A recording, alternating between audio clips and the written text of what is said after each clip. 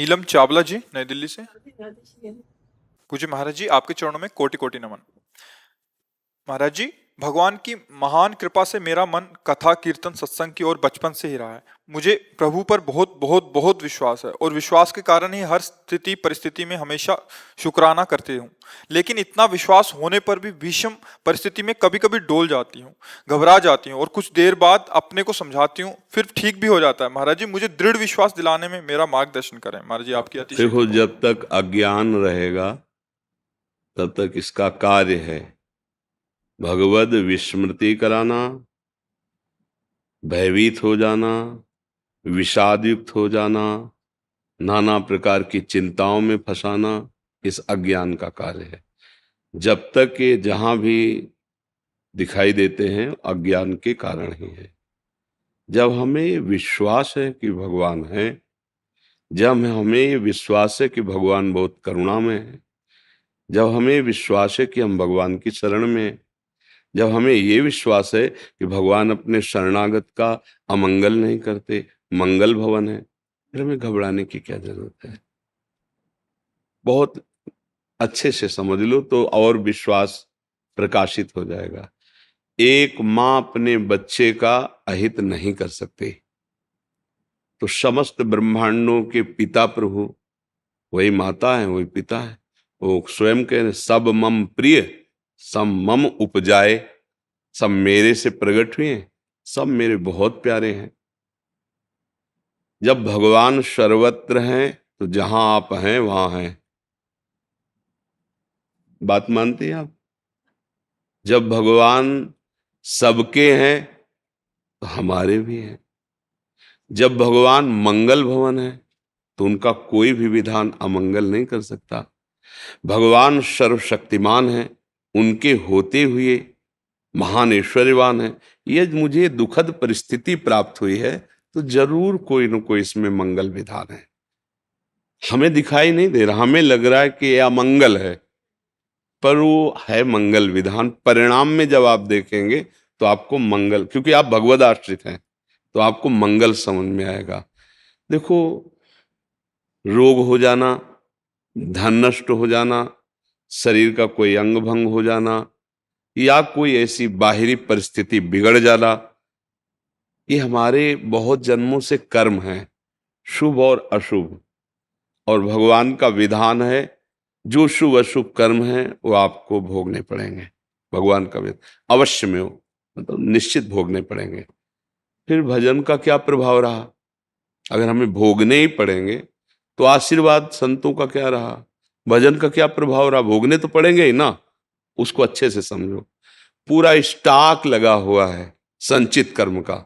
भजन से, संतों के वचनों का पालन करने से, गुरुजनों की वाणी का पालन करने से पहले वो भस्म होगा जो आपका संचित जमा है।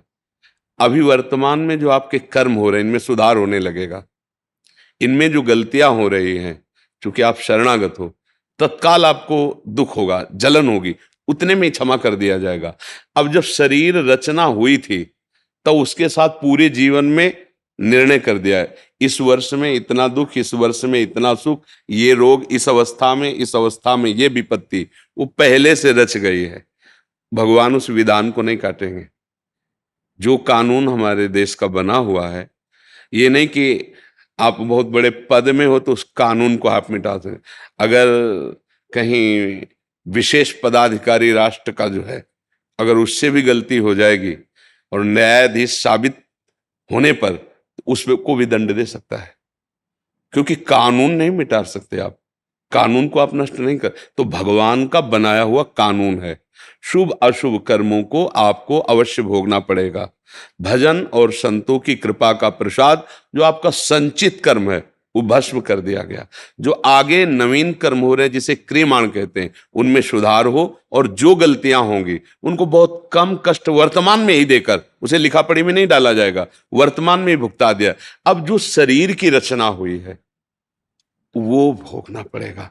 तो भजन का फल ये होगा कि आप धैर्य पूर्वक उसे भोग सकते हैं, आप आनंद पूर्वक भोग सकते हैं। यदि बहुत बुरा प्रारब्ध, जैसे इसी शरीर का है, बहुत बुरा प्रारब्ध है, ये अगर हम प्रियाजू की शरण में ना होते अगर हम भजन ना करते होते तो यही रोग हमारी दुर्गति कर देता, मतलब हम डिप्रेशन में होते।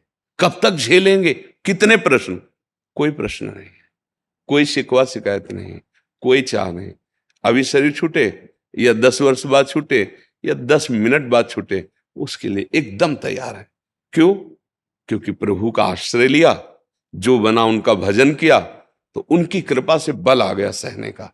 हर परिस्थिति में एक आनंद बना रहता है। ये अंदर की बातें बताई नहीं जाती।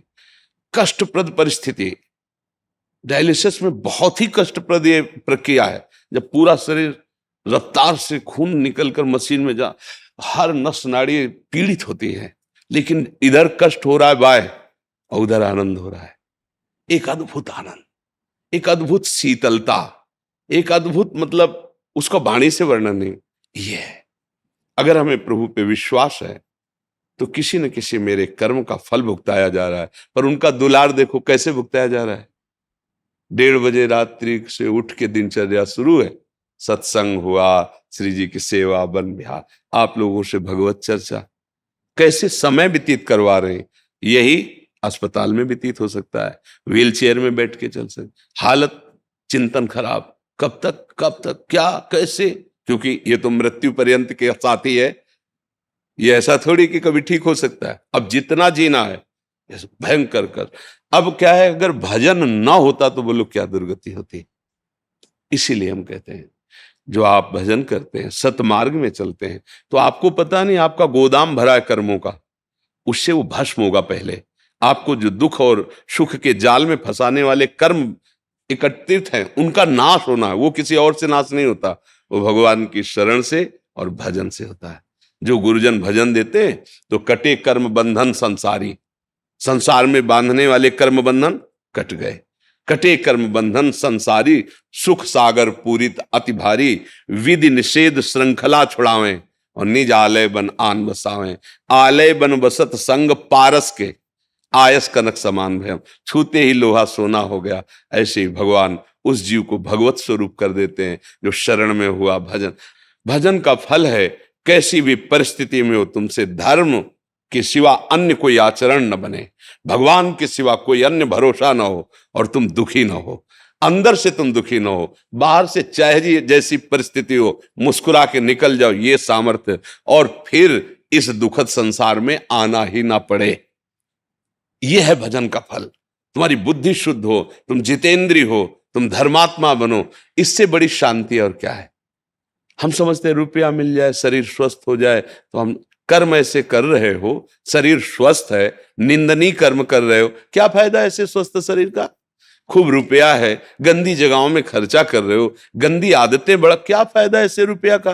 पूरा जीवन पशु की तरह व्यतीत कर रहे हो, दूसरे का मांस खा के, शराब पी के, व्यभिचार कर, क्या ऐसा जीवन भैया। अगर धर्म से चल रहे हो, भले सूखी रोटी खा रहे हो, तो आपका आगे जो भविष्य आएगा बहुत प्रकाशमान होगा। गलत चल रहे हो, अंधकार आएगा, सह नहीं पाओगे, पक्का समझो। तो कर्मों का फल भोगना पड़ता है, भजन ही तो कर रहे हैं भगवान के मार्ग में, भोगना पक्का। बड़े बड़े महात्माओं को इसलिए डरो, कोई गंदा आचरण न बन जाए जिसका परिणाम जब आवेगा, अभी क्या तुरंत परिणाम थोड़ी होता है। तो वो कहते हैं भगवान का क्या तुरंत देना चाहिए, तो हमारे यहाँ कानून भी भाई, मुकदमा चलता है, उसके साक्ष्य प्रकट होते हैं, भाई वे प्रमाण है कि अपराधी है, फिर न्यायाधीश, फिर भी उसको चांस दिया जाता है कि आप राष्ट्रपति से प्रार्थना करो, निवेदन करो, अगर वहां से माफ हो जाए तो हो जाए, नहीं तो फिर फांसी। वर्षों लगते हैं। तो हमारा तो बहुत बड़ा हिसाब किताब अनंत ब्रह्मांडों का, लेकिन जिस दिन रजिस्टर सामने आता है वहां किसी वकील की जरूरत नहीं होती, किसी साक्ष्य की जरूरत नहीं होती, फिर जो दुर्गति शुरू होती है, अब वहां कोई देखने वाला थोड़ी होता है दुर्गति का। इसलिए बहुत सावधान रहो और विश्वास करो, भगवान की शरण में हो गए, अब दुख तुम्हें परास्त नहीं कर सकता, पर नाम जप करते हुए चलो। ये अध्यात्म है। देखो भाई, ये पार्थिव बुद्धि से, मलिन बुद्धि से, गंदे आचरण करने वाली की बुद्धि से ये समझ में नहीं आएगा। आपको तर्क वितर्क उठ जाएंगे कि ऐसा कैसे, ऐसा एक ने कहा कि हमें फंसा दिया, देख लो कैसी माया रची, हमें दुख पे दुख देते भगवान चले जा रहे हैं। चल, चलो तुम्हारी बात मान गए। तो भगवान संत रूप में, सदगुरुदेव रूप में तुम्हें मुक्त करने के लिए भी तो है, शास्त्र रूप में तुम्हें मुक्त कर, ये खेल दुखदाई है, इधर आ, ये खेल खेल, मेरे दोनों खेल बनाए, अब तुम आज्ञा ना मानो, मनमानी जाके खेलो, तो दुख तो भोगना ही पड़ेगा। और अगर सही पूछो तो अपने आप से अपने आप में खेल रहे हो, किसी को नहीं। आप अपने को जानते नहीं है, इसलिए इस शरीर को मैं मानकर गलत भावना कर लिए। नहीं, आप समझो, चाहे एक चम्मच में गंगा जल ले लो तो गंगा जल, एक टैंकर भर लो तो गंगा जल, और धारा में तो गंगा जल। तुम भगवान के अंश हो ना, तो अंश में पूर्णता है, वो पूर्ण है। वेद कहता है पूर्णमदः पूर्णमिदं पूर्णात् पूर्णमुदच्यते पूर्णस्य पूर्णमादाय पूर्णमेवावशिष्यते। उस पूर्ण से कुछ भी निकाला जाए वो पूर्ण ही होता है। तभी गोस्वामी जी कह रहे, जानत तुम्हें हो, जो तुम्हें जान जाता है वो तुम में हो जाता था, भगवत स्वरूप हो जाता। क्यों? वो भगवत स्वरूप था, भूल के संसार में लग गया, नहीं तो घट घट में वही रमा हुआ, दूसरा तो है नहीं। तो अब दो अज्ञानी हो तो तुम दोष देने लगते हो। गोस्वामी जी पहले लिख गए, काल ही कर्म ही ईश्वर ही मिथ्या दोष लगाए। अरे अब क्या करें, भगवान की ऐसी इच्छा थी, क्या करें, वो समय ही ऐसा था, हो गया। और ऐसे ऐसे दैव हमारे भाग्य में, ऐसे भाग्य मिटाने के लिए आए हो, पशु की तरह भाग्यवश भोगने के लिए नहीं आए हो। ऐसे कर्म करो, ऐसा आराधना करो, ऐसी दूसरों की सेवा करो, ऐसा बुजुर्गों का आशीर्वाद प्राप्त करो कि तुम माया पर विजय प्राप्त करो, अपने नए भाग्य की रचना करो। बिल्कुल सावधान, अपराध बन जाए, गलती बन जाए तो भोगना ही पड़ता है। देखो, हम तुम तो भगवान का नाम जप करते हैं। महाराज दशरथ जी भगवान के पिताश्री होने का सौभाग्य प्राप्त किया। भगवान राम पुत्र बन के आए कि नहीं, पर अनजाने में अपराध बन गया। श्रवण कुमार जी जल भर रहे थे, तो घड़े से डुब डुब ऐसी आवाज आई, तो उनको लगा कि कोई हिरन जल पी रहा है। तो शब्द वेद ही बाण संधान करना जानते थे, शब्द जहां है उसी में वेद दें। उस श्रवण कुमार की छाती में लगा।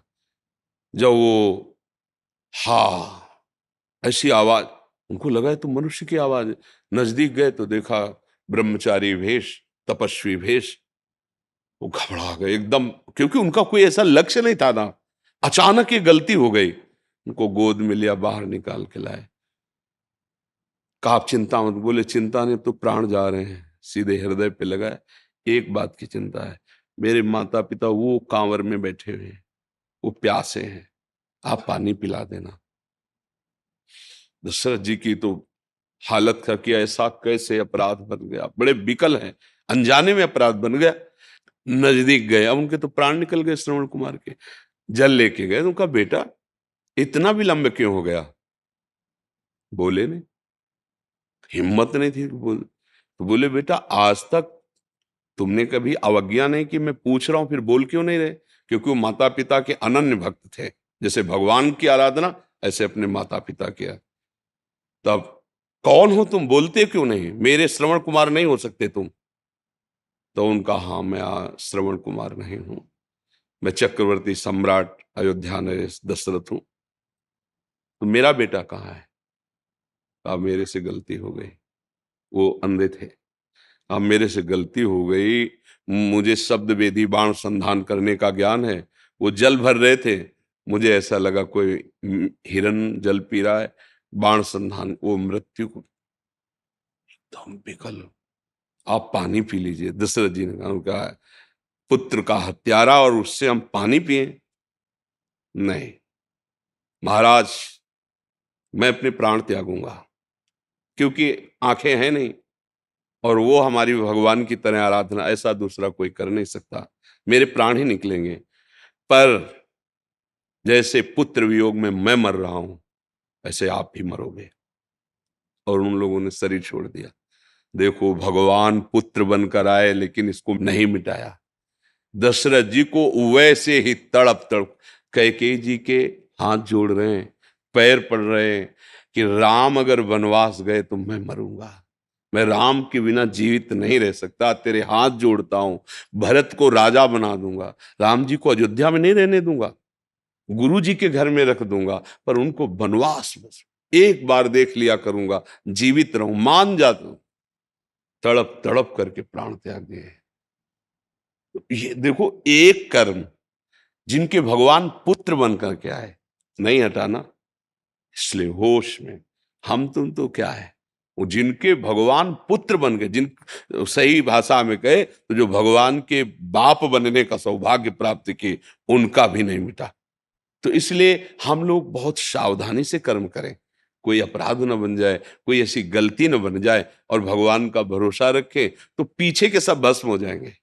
आगे जो हमारे नवीन कर्म है, सुधार सावधानी से करेंगे तो अपराध नहीं बनेंगे। जो शरीर रचना के समय कर्म का हिसाब दिया गया, उसे राधा राधा कह के भोग लेते हैं और भगवान की कृपा को प्राप्त होते हैं, भगवान के समीप चलते हैं। बकाया ये जैसे मलिन बुद्धि से तर्क वितर्क, ऐसा क्यों वैसा, ये सब नहीं है। तुम समझ नहीं पाओगे, ये अध्यात्म है। जब तक भजन नहीं करोगे, पवित्र आचरण नहीं करोगे, तो अध्यात्म की बातें समझ में आ जाएंगी क्या? जी राम निवास जी। राधे राधे। श्री हरिवंश महाराज जी। जी। राधे राधे महाराज जी। महाराज जी, राधा नाम तत्व की महिमा से आपने संसार को परिचित कराया है, उसके लिए कोटि कोटि प्रणाम। महाराज जी, हम किसान हैं, बचपन से गाय की महिमा सुनी है और आज भी गाय को पूजते आ रहे हैं, लेकिन कुछ समय से आवारा पशु के रूप में गाय व सांड हमारी फसलों को नष्ट कर रहे हैं। अपनी फसलों को बचाने के हाँ, लिए हमें हमको भी ना चाहते हुए भी एक बार चिंता हुई थी, क्योंकि एक किसान परिकर आए थे, तो उन्होंने कहा कि अब जो ट्रैक्टर से खेती होती है तो बैल बछड़े छोड़ दिए जाते हैं, उनका तो काम है नहीं। जिन गायों का दूध देने का समय नहीं रह गया, उनको छोड़ दिया जाता है। तो हमारी फसलों को चौपट कर रहे हैं, क्योंकि अब जैसे 100-100 के झुंड खेत में गए तो वो कुछ चरेंगे और कुछ उनके खुर से वो नष्ट ही हो जाए। तो किसान का तो जीवन ही है फसल, उसी से वो पढ़ाई लिखाई बच्चों की और गृह परिवार का कार्य करता है।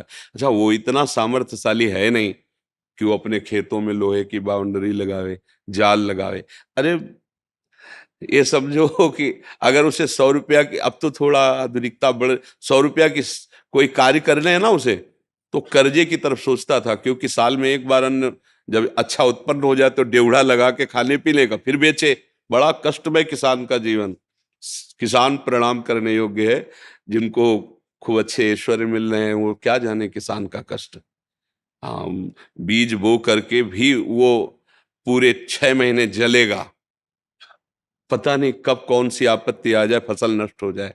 हमने तो देखा है ना, जैसे सरसों की फसल तैयार हुई पक के, बादल गड़, अब पूरा परिवार शोक मग्न बैठा कि अगर पानी गिर गया और सुबह की किरणें प्रकट हुई सूर्य की, तो वो दाना फूल के ऐसे सब गिर जाएगा, सब बिगड़ जाए। वो बहुत कष्ट है। ये तो समस्या हमें कुछ महीने पहले ही बताए थे किसी किसान ने, पर इसके विषय में अब जैसे कि आप अपनी बाउंड्री की, तो अब वो 10 बीघा 20 बीघा है, और उसमें कैसे पूरी बाउंड्री करे? इसमें लाखों का खर्चा है। कोई धनी आदमी हो तो कर भी सकता है।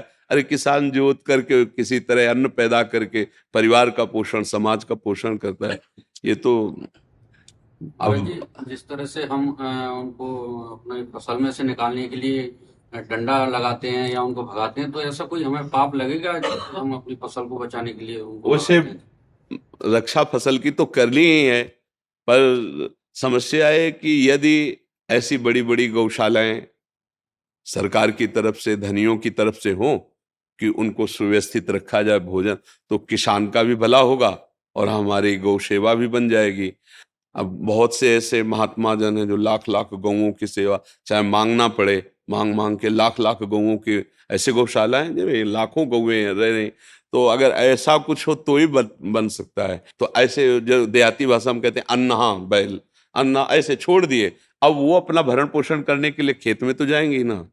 अब वो किसान मान लो 2 बीघा खेत है, और वो 2 बीघा में 100 जानवर घूम गए, अब उसको खाने को भी नहीं मिलेगा। अब वो क्या सोचे? ये समस्या बहुत बड़ी समस्या है, जिसका समाधान सरकारी हिसाब से हो सकता है कि ऐसी गौओं को एकत्रित करके बड़े गौशाला बनाए जाएं, अपने धन का हिस्सा गौ सेवा में लगाएं, उनके लिए व्यवस्थित भोजन, व्यवस्थित वास की तो हो सकता है। अन्यथा दूसरा क्या इसमें मार्ग निकल सकता है? अब बताइए क्या अगर आप अपने खेत से आके तो दूसरे खेत में चले गए, वो भी तो किसान है। अब रात में तो सोएंगे ना, और उनको लगी है भूख, तो जाएंगे ना, खेतों में जाएंगे। अब वो जिए तो कैसे जिए? जो गांव समाज की जमीनें हैं, जो ऐसे सैकड़ों बीघा पड़ी रहती थी जिसमें पशु चरते थे, कॉलोनियां बन रही, ये बन रहा है, वो बन रहा है, सब निर्माण, नया रोडें निकल रही, आसपास दुकानें बन रही, चरने के लिए घास नहीं है। नहीं तो जैसे सैकड़ों बीघा ऐसे जमीन पड़ी रहती थी जिसमें गाय छोड़ दो और शाम के ले आओ, और वो खूब छक के हरी भरी घास खाते, कहाँ जगह रह गई? किसान कैसे जिएगा? अब ये जलन किसी को धनी को पता चलेगी क्या? किसी बड़े पद पे बैठे वाले को पता है? उसकी पूछो, 2 बीघे खेती है, 4 बच्चे हैं, परिवार उसी से पलता है।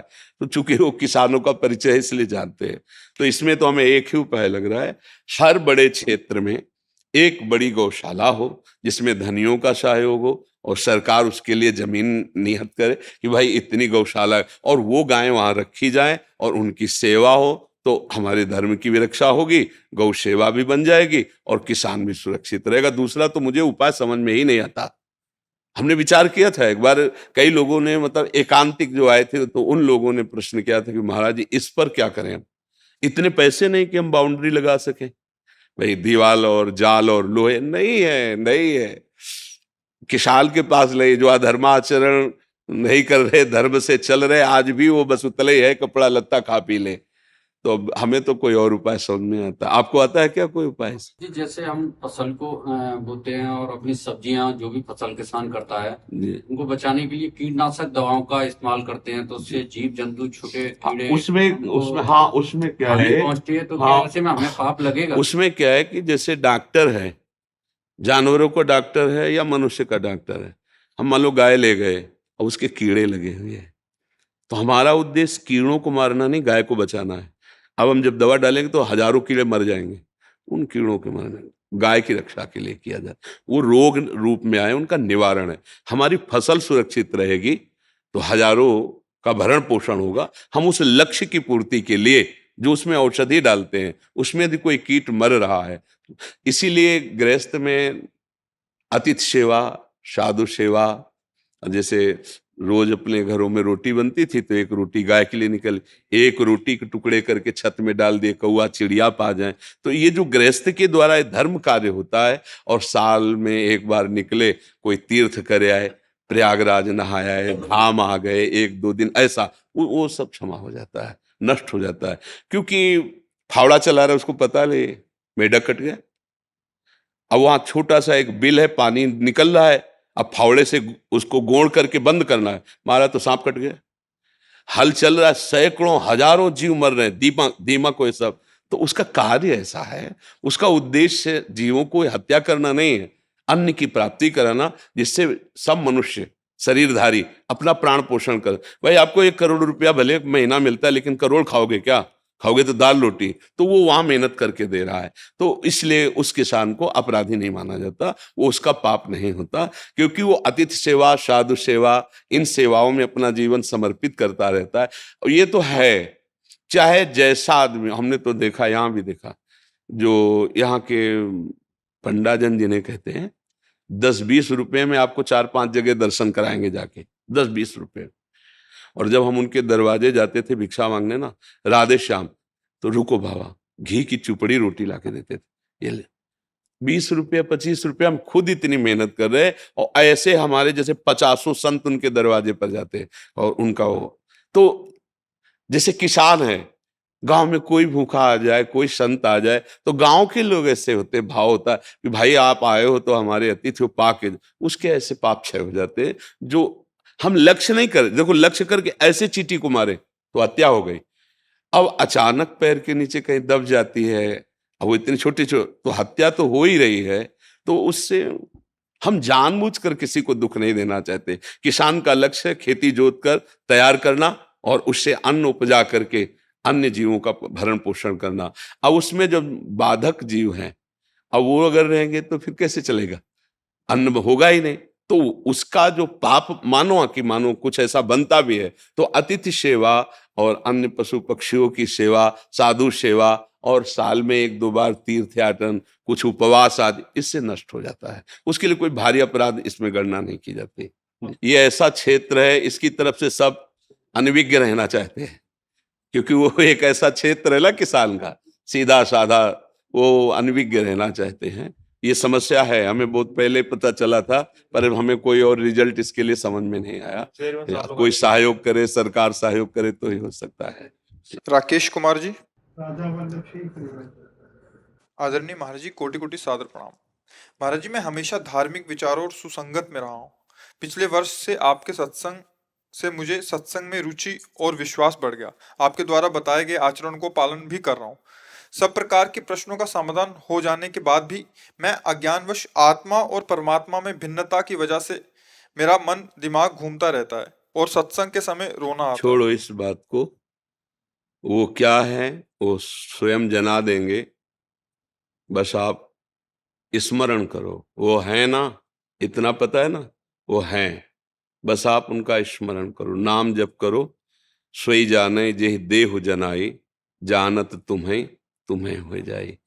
वो आप आत्मा और परमात्मा, भगवान, ब्रह्म, ये सब एक ही तत्व के पर्यायवाची शब्द हैं। ना कोई भिन्न है, ना कोई द्वैत है, वो अपने आप से अपने आप में खेल रहा है। जैसे कांच के महल में खड़ा हो जाए और विविध प्रकार का कांच हो, जैसे वो शीशे नहीं होते, मुंह बड़ा सा दिखाई देगा, टेढ़ा दिखाई देगा, ऐसा वो कांच होते ना ऐसे। तो हम थोड़ा अंग्रेजी नहीं पढ़े, तो वो जब उसमें हम खड़े होंगे तो हमारे ही बहुत से रूप दिखाई देंगे ना, कोई बिगड़ा हुआ, कोई सुंदर रूप, कोई छोटा रूप, कोई बड़ा रूप। ऐसे ही कोई बिगड़ा, कोई सुंदर, कोई छोटा, कोई बड़ा, माया के दर्पण में एक ही परमात्मा विविध रूपों में भास रहा है। उसको जीव कहो, उसको आत्मा कहो, परमात्मा कहो, भगवान कहो, एक ही परम तत्व है। पर ये क्यों में उसे समझ में नहीं आएगा, ये डट के भजन करो तब समझ में आएगा। जो नाम प्रिय हो, खूब रात दिन उसी का भजन करो तो वो जना देंगे। भगवान स्वयं ना जनावे तो नहीं जान पाएंगे। वो सोई जाने जेहि देहु जनाई, वो जना देते हैं। जहां जीव को भगवत साक्षात्कार का समय आता है भजन के प्रभाव से, तो मम दर्शन फल परम मनूपा, जीव पाव निज सहज स्वरूपा। अपने स्वरूप में अर्थात भगवत स्वरूप में स्थित हो जाता है। वो और भगवान दो नहीं रह जाते। अभी हम देह भाव में है ना, तो चाहे जितनी अकल लड़ावें, भिन्नता बनी ही रहेगी, भिन्नता बनी ही रहेगी। तरंग जब तक रहेगी तो भिन्नता रहेगी। तरंग खत्म तो समुद्र और तरंग में कोई भेद नहीं था। पर जब तक तरंग रहेगी तब तक भेद है, क्योंकि समुद्र का वायु विकार रूप में तरंगायमान होना अलग शब्द से तरंग का, और जहां वायु विकार खत्म तो वो तरंग नाम की कोई चीज ही नहीं, वो समुद्र ही तरंगायमान हो रहा। समझ रहे ना? ऐसे ही जब तक हम शरीर अभिमानी हैं, मैं स्त्री, मैं पुरुष, मैं उत्तम, मैं अधम, ये सब जैसे विचार, ये माया विकार से तरंग है उस आनंद समुद्र भगवान की। और ये तरंगे खत्म हुई, शांत हुआ तो ब्रह्म स्वरूप था, ब्रह्म स्वरूप है, वो ब्रह्म स्वरूप रहेगा। नाम जप करो, खूब भजन करो। जानना है तो भजन करो, भजन करके ही जान। ये ऊंचाई है ना, तो भजन न सेनी प्रेम की। जैसे हम ऊंचाई पर चढ़ने के लिए सीढ़ी का प्रयोग करते ना, ऐसे क्रम बाय क्रम भूमिकाएं जागृत होती चली जाएंगी, जैसा आप भजन करते चले जाओगे। हरिओम प्रभु जी। जी मेरा सवाल है, जी मैं पहले से सत्संग जाता रहा हूँ लगातार 98 से, मेरे पास भगवान की कृपा है। और क्योंकि मैं आपको सुनता हूँ तो मुझे बड़ा अच्छा लगता है, क्योंकि आपकी एकदम से निराकार की वाणी मेरे को अंदर से कैच होती है, जो मेरे गुरु भगवान ने बताया है। अभी मेरी जो समस्या है वो ये है कि मैं इतना गुरु के द्वारा मेरे प्रति इतनी कृपा बरसाई जाती, फिर भी मैं उसी अपने आचरण में परिवर्तन नहीं लाता। तो मेरे को एक दिन विचार आया कि जो ये पुरानी परंपराएं थी, जहाँ पर जन्म से पहले और जन्म के समय और जन्म के बाद गुरु द्वारा ज्ञान दिया जाता था, हम लोग जल्दी चढ़ जाते थे। अभी मेरे को कुछ चीज़ें कैच होती इन 25 सालों के बाद। तो अगर ये शिक्षा हम लोगों को बचपन से मिलती तो हम शायद आगे बढ़ते। हाँ, ये तो परम सत्य बात है। इसीलिए चाहे वो राजा का पुत्र हो, चाहे प्रजा का पुत्र हो, गुरुकुलों में इसीलिए भेजा जाता था कि उसे शास्त्र ज्ञान होता था। अब अभी कल कुछ बड़े बड़े अधिकारी जन बैठे थे, तो उनसे यही प्रार्थना की थी कि हमें बहुत चुभ रहा है इस समय का वातावरण, कि हमारी नवीन पीढ़ी जो है उसको ये ज्ञान ही नहीं हो रहा कि मैं पतन के मार्ग में जा रहा हूँ, मेरा पतन हो रहा है, मेरा सर्वनाश जो करने वाली विकार की वृत्तियां हैं उनका बढ़ावा मिल रहा है। अब हमारी बात सुने समझे तब तक तो आग लग चुकी होती है, नहीं लग सकेगी। अगर उनसे यही प्रार्थना की थी कि अब हमारी तो सामर्थ्य है नहीं, अगर विद्यालयों में जो आप चाहे मतलब गुरुकुल शब्द से कहते हैं, अब गुरुकुल जैसा वातावरण तो नहीं रह गया, क्यों कोई अपने बच्चों को ऐसे, और वैसी व्यवस्थाएं भी भंग हो चुकी हैं, इतनी आधुनिकता बढ़ चुकी है ना कि उस तरह से सतोगुण में रहना बहुत कठिन है, बहुत कठिन है। तो अब हमको क्या चाहिए, बुद्धिमानी से जैसी परिस्थिति उसमें संभालना चाहिए। तो अगर स्कूलों में एक कोई ऐसा 30 मिनट का 20 मिनट का क्लास लगाया जाए जिसमें हम अपने शास्त्रों की बातें उनके उपयोगी अधिकार के अनुसार, उनको ब्रह्म ज्ञान की शिक्षा मत दो, हम कह रहे हैं उनको वैराग्य की शिक्षा मत दो, पर वो राग पूर्वक धर्म से जी सकें, ये तो शिक्षा दे दो कि इस अवस्था तक यदि आप ऐसे रहोगे तो आप बहुत बढ़िया गृहस्थ बन जाओगे, आप ऐसे चलोगे तो बहुत बुद्धि प्रवीण होगी, आप हर विषय में बहुत सुंदर ज्ञानी बन जाएंगे, आप ऐसे स्वस्थ रहेंगे, आप ऐसे धर्मात्मा बन जाएंगे, आप हमारे देश और समाज के उत्तम सेवक बनेंगे। तो इसलिए हमारे अंदर की बात ही जैसे आप बोल रहे ना, वो अंदर की बात, पर उसमें क्या है कि ना अपने पास ऐसी अर्थव्यवस्था है, ना अपने पास कोई ऐसा अधिकार है, पर हम चाहते हैं कि हमारा देश का जो स्वरूप है वो सबसे पहले धार्मिक शब्द आता है। भारत एक धार्मिक देश है, ऐसा आता है ना, दयावान देश है, ये सत्यवान ऋषि महात्माओं के द्वारा, जहां गंगा यमुना भगवान के विविध अवतार, ये एक अद्वितीय स्थान है।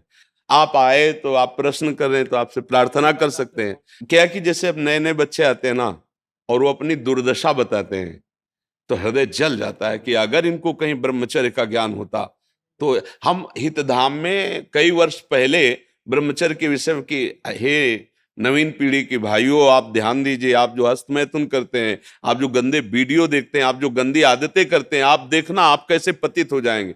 और उसके परिणाम हिम्मत करके उनके भगवान की कृपा जो बोल पा कि मेरी इस क्रिया से ऐसी दशा हो गई, ऐसे दसियों बच्चियों ने बताया। अब हम कैसे क्या कर सकते हैं इस पर, हमारे पास तो बात ही है, अगर आप हमारी बात मान लोगे तो ये बात आपको ऊंचाई पे चढ़ा देगी। पर अब उनके कुछ बच्चे ऐसे हैं जिनको बात पहुंच ही नहीं रही।